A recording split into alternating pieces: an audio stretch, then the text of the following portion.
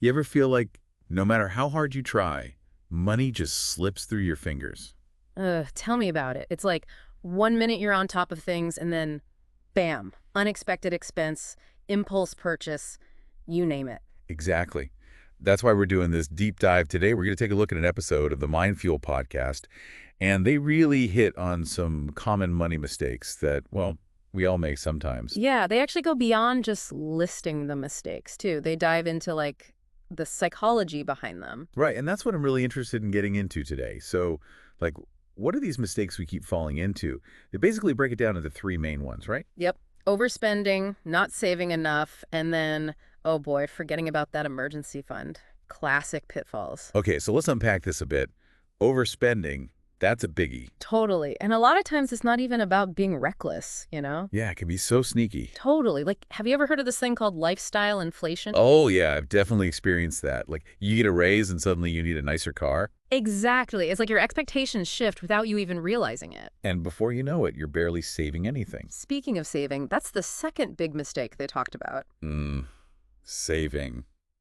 It can feel impossible sometimes. It can, but the Mindfield podcast had some really interesting ideas, like automating your savings. Have you tried that? I've heard of it, like setting up a recurring transfer to your savings account, Right. That way you're not even tempted to spend it. because it's already gone. Exactly. Out of sight, out of mind. I like that. What about emergency funds?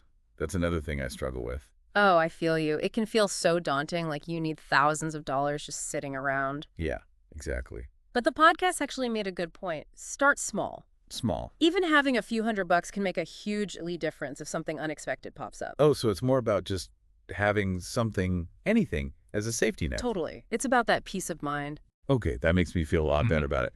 But speaking of unexpected things, that leads us right into the last mistake.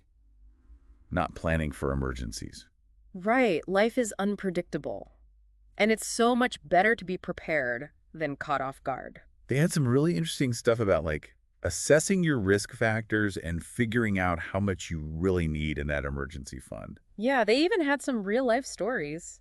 People who had gone through some tough stuff. Oh yeah, those stories were really eye-opening. Like there's this one woman who went through a major health crisis and had zero savings. Oof, I can't even imagine. It was rough, but it really highlighted how important it is to like take a step back and think about the what ifs. Absolutely. It's not about being pessimistic. It's about being, well, To realistic. taking control, right? Exactly. Like, once you're aware of these common mistakes, you can actually start to make better choices. And they had some really actionable tips too, like micro investing. Ever tried that? Oh, it's a game changer, especially if you're just starting out and don't have a ton of money to invest. So it's like you invest small amounts regularly. Yeah, it's super approachable and helps you build that investing habit. That's so cool.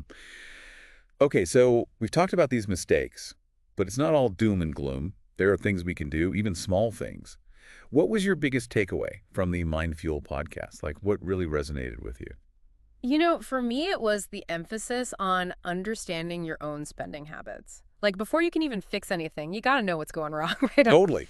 It's about awareness. Exactly. So maybe track your spending for a week, see where your money's actually going. You might be surprised. I know I was when I tried it. Right. And then from there, you can start to make small changes, like maybe try that automatic savings transfer we were talking about. Even a little bit can make a difference over time. Totally. It's all about those baby steps. So we've learned about these common money mistakes, and the good news is we've also uncovered some great strategies to tackle them head on. Now, thinking about your own situation, what's one small step you could take today to start building better financial habits? It could be anything.